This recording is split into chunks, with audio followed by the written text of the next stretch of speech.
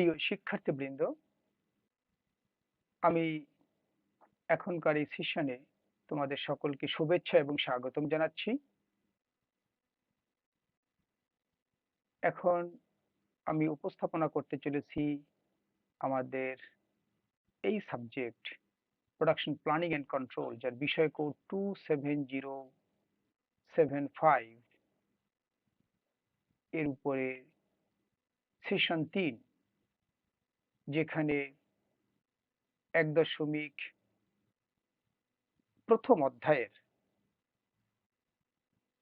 অথবা ইউনিট 1-এর 1.4 এবং 1.5 এই টপিকের উপরে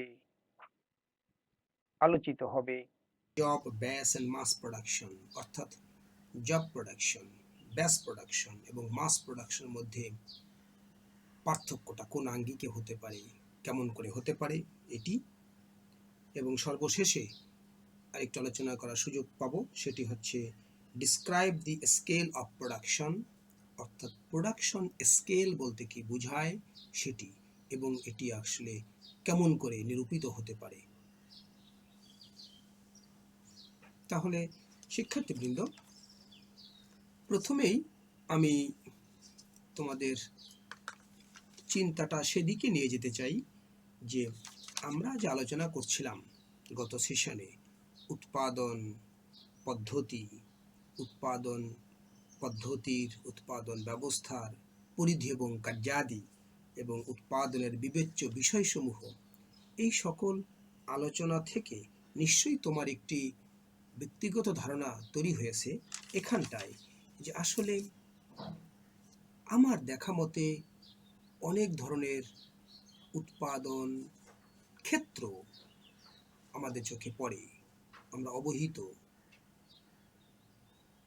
কম উৎপাদন করে, কম মূলধন ব্যবহার করা হয়, কম জায়গায় স্থাপিত। আবার ঠিক বিপরীত দিকে বেশি উৎপাদন করে, বেশি জায়গা নিয়ে তৈরি, বেশি শ্রমিক নিয়োজিত, অনেক রকমের ব্যবস্থাপনা মধ্য দিয়ে সে সকল ক্ষেত্রে উৎপাদন সম্পাদন হয়। এই যে বিপরীত রকমের যে বিষয়গুলো বা মিশ্রিত বিষয়গুলো তুমি বা তোমরা দেখছো, জানছো এবং ভাবছো, ঠিক এর মধ্যেই আজকের আলোচনার উত্তরগুলো নিহিত আছে। যেমন আমরা যদি এইভাবে একটু শ্রেণী বিভাগ করতে চাই যে উৎপাদন হয়েছিল, হচ্ছে এবং হবে, তাই না?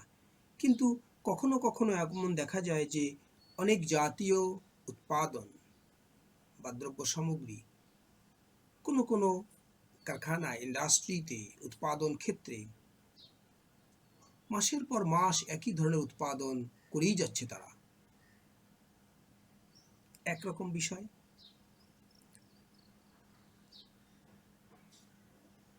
ঠিক একইভাবে কোনো কোনো কারখানা, ইন্ডাস্ট্রি, উৎপাদন ক্ষেত্র, তাদের উৎপাদন ব্যবস্থার মধ্যে বিভিন্ন উপযোগীর অর্থাৎ বিভিন্ন চাহিদা সম্পন্ন দ্রব্য সামগ্রী বিষয়গুলো তারা উৎপাদন করে, এবং সেখানেও আবার কখনো কখনো খুবই স্বল্প পরিসরে এবং কখনো কখনো অধিক পরিসরে করে থাকে।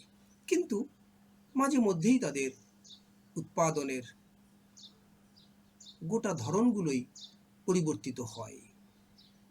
নিশ্চয়ই এই বিষয়গুলো তোমরা একটু খেয়াল করলেই, একটু চিন্তা করলেই তোমরা পরিলক্ষণ করতে পারবে।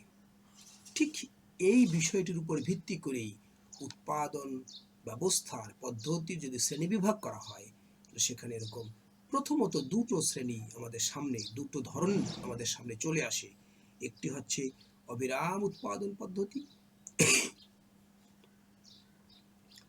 আরেকটি হচ্ছে সবিরাম উৎপাদন পদ্ধতি।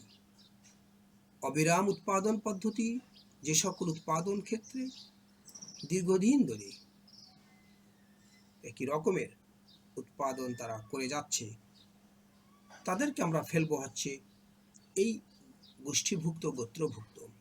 আর যে সকল উৎপাদন ক্ষেত্র তাদের উৎপাদন নির্দিষ্ট সীমার মধ্যে থাকে, নির্দিষ্ট সংখ্যায় সীমাবদ্ধ করে রাখে, এবং একই সাথে কখনো কখনো এমন হয় যে অনেকগুলোকে নিয়ে তারা মাঝে মধ্যেই তাদের উৎপাদন প্রক্রিয়ার সকল কিছুই প্রায় পরিবর্তন করে আবার উৎপাদন নিয়োজিত হয়। এরকম সেটাকে বলা হবে হচ্ছে সবিরাম বা ইন্টারমিটেন্ট প্রোডাকশন, যেটা কিনা মাঝে মধ্যেই ব্যাহত করে, বাধাগ্রস্ত করে, থামিয়ে নতুনভাবে উৎপাদন করা হয়। অর্থাৎ আমরা পেলাম হচ্ছে কন্টিনিউয়াস প্রোডাকশন, সবিরাম উৎপাদন, এবং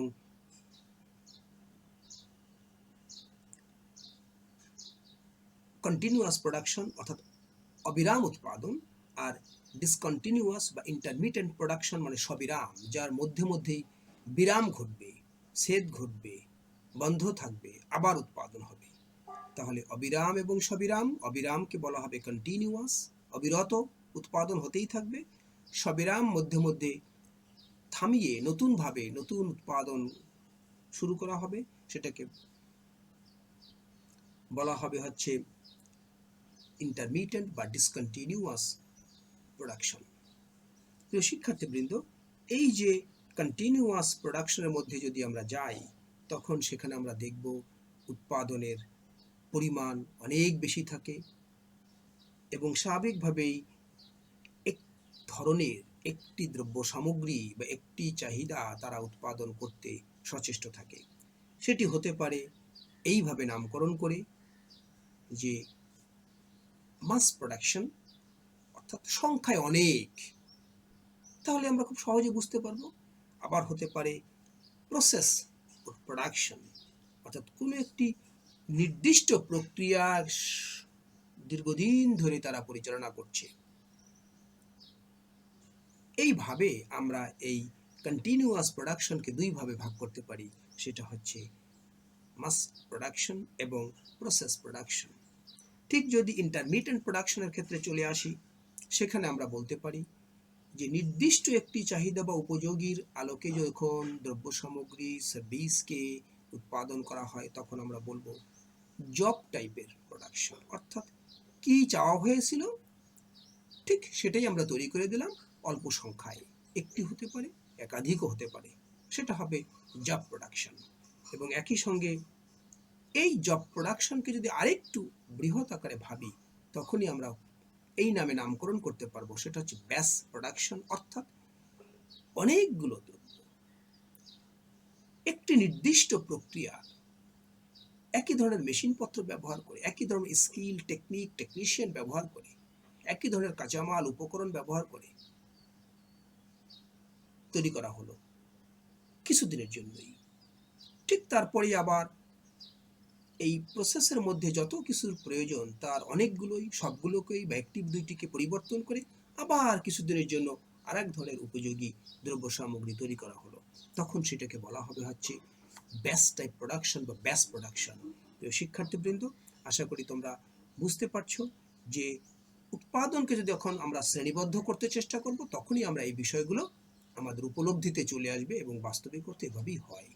সেই আঙ্গিকেই আলোচনার মূল বিষয়বস্তু কিন্তু এটাই ছিল যে জব প্রোডাকশন, ব্যাচ প্রোডাকশন এবং মাস প্রোডাকশনের মধ্যে আমরা কি পার্থক্য করতে পারি। তাহলে খুব সহজ, যদি আমরা জব প্রোডাকশন নিয়ে চিন্তা করি, বা একটু আগে যেভাবে বলছিলাম, সেখানে আসবে হচ্ছে একটি বা একাধিক নির্দিষ্ট উপযোগিতা সম্পন্ন যে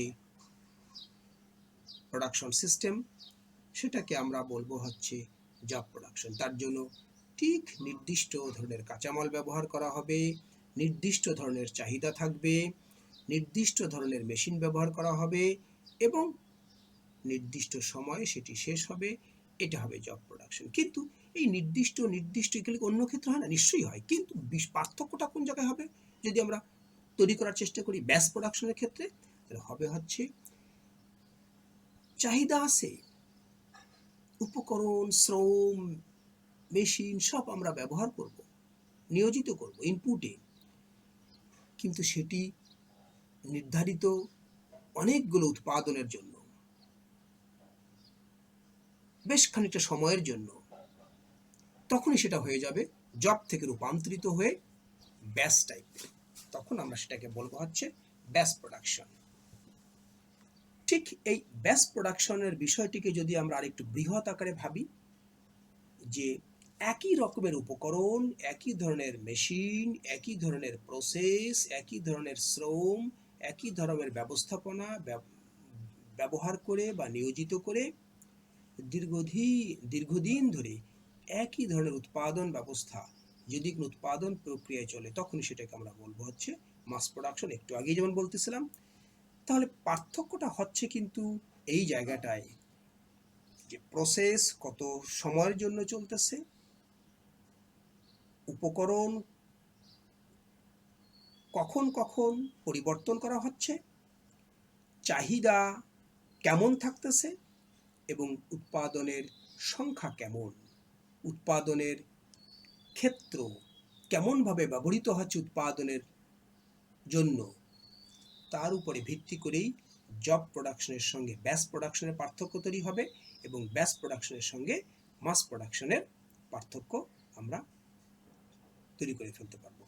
এবং সেই তৈরি করার জায়গাটায় আমরা খুব সহজভাবে কয়েকটি উদাহরণ দিতে পারি।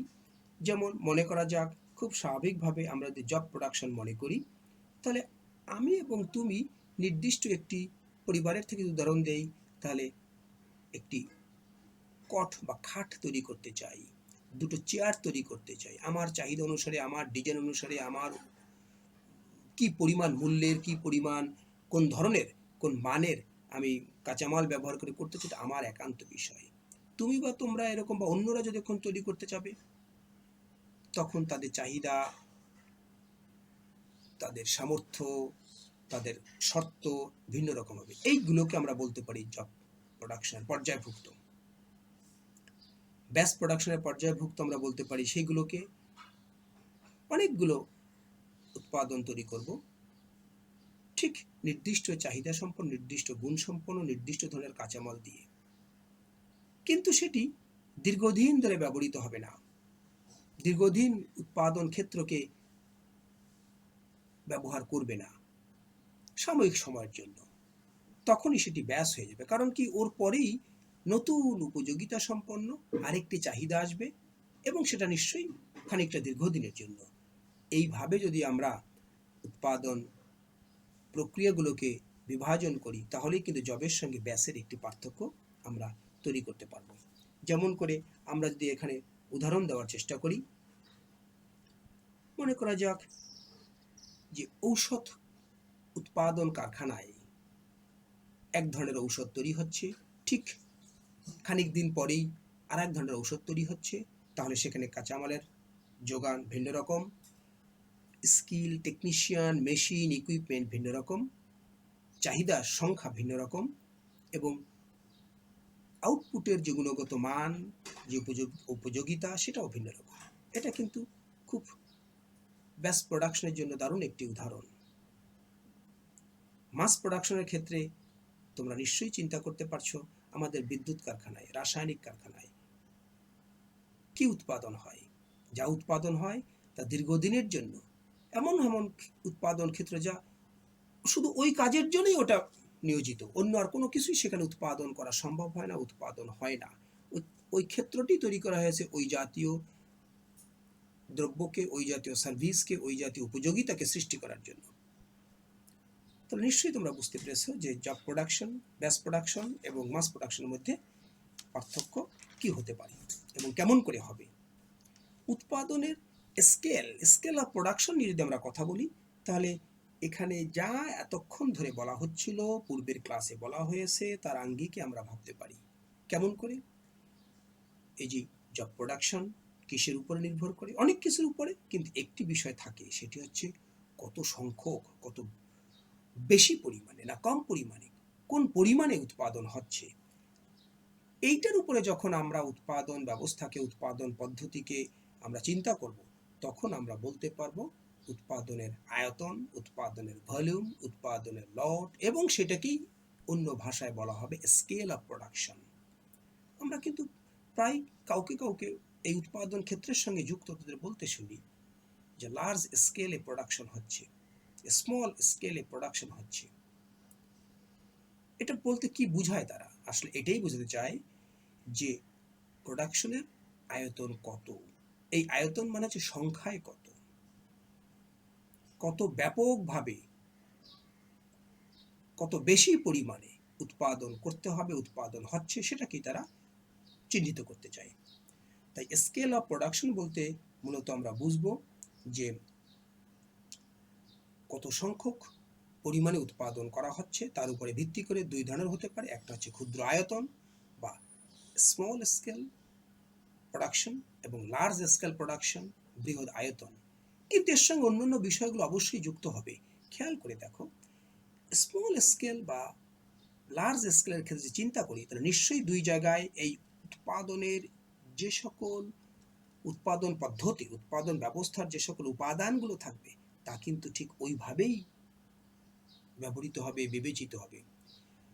ক্ষুদ্র আয়তন উৎপাদনের ক্ষেত্রে নিশ্চয়ই বৃহৎ উৎপাদন ক্ষেত্র বা ভূমি, মেশিন, বেশি সংখ্যক নিশ্চয়ই প্রয়োজন পড়বে না, বেশি শ্রম বা শ্রমিক দেওয়ার প্রয়োজন পড়বে না। তা নিশ্চয়ই কিন্তু সেগুলো অবশ্যই বিবেচ্য বিষয়। আমি যখন স্কেল বা আয়তন নিয়ে কথা বলবো, চিন্তা করব, বলতে চেষ্টা করব, ভাবতে চেষ্টা করব, তখন এই জিনিসগুলোও আমাদের বিবেচনায় আসবে। যদিও মুখ্যত থাকবে হচ্ছে কত বেশি সংখ্যক উৎপাদন করা হয় তার ভিত্তিতে, কিন্তু এই যে একটু আগে বললাম যে বিষয়গুলো সেগুলোও কিন্তু আসবে। ঠিক খেয়াল করে দেখো, খুব ক্ষুদ্র জায়গায় ব্যবহৃত হচ্ছে অল্প সংখ্যক শ্রমিক দিয়ে, অল্প সংখ্যক মূলধন বিনিয়োগ করে, অল্প সংখ্যক মেশিন ব্যবহার করে। সেখানে কি আমরা অনেক বেশি সংখ্যক উৎপাদন অল্প সময়ের মধ্যে অধিক গুণসম্পন্ন তৈরি করার চেষ্টা গ্রহণ করতে পারি? নিশ্চয়ই পারি না। সে কারণে উৎপাদনের পরিমাণ যখন বেশি হবে তখন নিশ্চিতভাবেই অধিক শ্রমিকের প্রয়োজন পড়বে, অধিক যন্ত্রপাতির প্রয়োজন পড়বে, অধিক কাঁচামালের প্রয়োজন পড়বে, অধিক বিনিয়োগ করার প্রয়োজন পড়বে, অনেক বড় ব্যবস্থাপনা ক্ষেত্র তৈরি থাকতে হবে বা ব্যবহার করার প্রয়োজন পড়বে। এই কারণে আমরা স্কেল আপ প্রোডাকশনের ক্ষেত্রে যখন লার্জ স্কেল আপ প্রোডাকশন বলবো তখন বেশি সংখ্যক উৎপাদন হচ্ছে সেটা অবশ্যই বিবেচ্য বিষয় এবং এক নম্বর বিষয়। তার সাথে একটু আগে যা বললাম এগুলো কিন্তু বিবেচনায় নিয়ে আমাকে ভাবতে হবে এবং কথা বলতে হবে। তাহলে উৎপাদন আয়তন মূলত দুটো, একটা হচ্ছে বৃহদায়তন এবং আর একটা হচ্ছে ক্ষুদ্রায়তন। বৃহদায়তন কেমন হতে পারে এবং ক্ষুদ্রায়তন কেমন হতে পারে তা আমি বলার চেষ্টা করলাম। শিক্ষার্থীবৃন্দ, তোমরা এরপরে তোমাদের রেফারেন্স বই যেগুলো প্রথম ক্লাসেই বলেছিলাম, প্রথম সেশনেই বলেছিলাম, সেগুলো একটু তোমরা পড়বে, বোঝার চেষ্টা করবে এবং তারপরেই তোমার ব্যক্তিগত ধারণা তৈরি করে প্রয়োজন মাফিক উত্তর দেওয়ার, উত্তর বলার, উত্তর লেখার চেষ্টা করবে। সকলকে আমি ধন্যবাদ জানিয়ে আজকের সেশন এখানেই শেষ করছি।